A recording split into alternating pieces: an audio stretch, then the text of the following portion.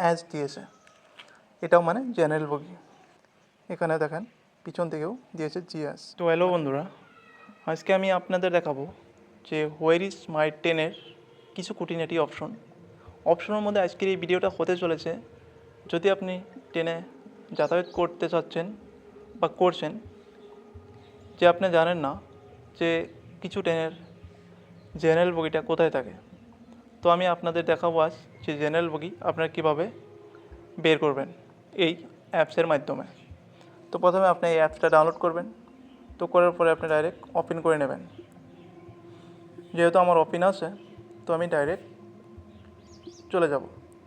তো প্রথমে যদি আপনি কোনো ট্রেনে যাতায়াত করতে চাচ্ছেন, যদি আপনি ট্রেনের নাম জানেন তো ভালো কথা, নাম্বার জানেন তো চলে যাবে। যদি না জানেন, ফ্রম এবং টু মেরে সে ট্রেনের নাম এবং নাম্বারের উপরে যেতে পারেন।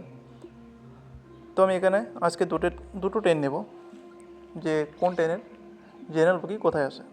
তো প্রথমে আপনার এখানে দেখতে পাচ্ছেন ব্রহ্মপুত্র মেল আছে। তো ব্রহ্মপুত্র মেলের জেনারেল বগি কোথায় আছে দেখে নেব প্রথমে।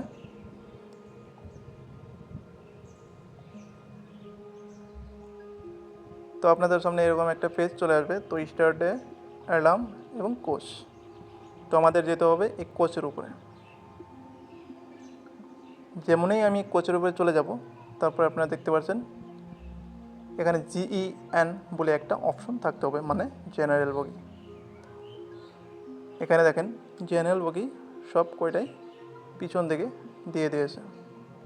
তো এটা দেখলাম আমরা ব্রহ্মপুত্র মেলের। তারপরে দেখব আমরা আর একটা ট্রেনের। এখানে দেখেন তাম্বারাম এক্সপ্রেস, এটার দেখবো আমরা জেনারেল বগিটা কোথায় আছে। তো আমরা সেম অপশন দেখব।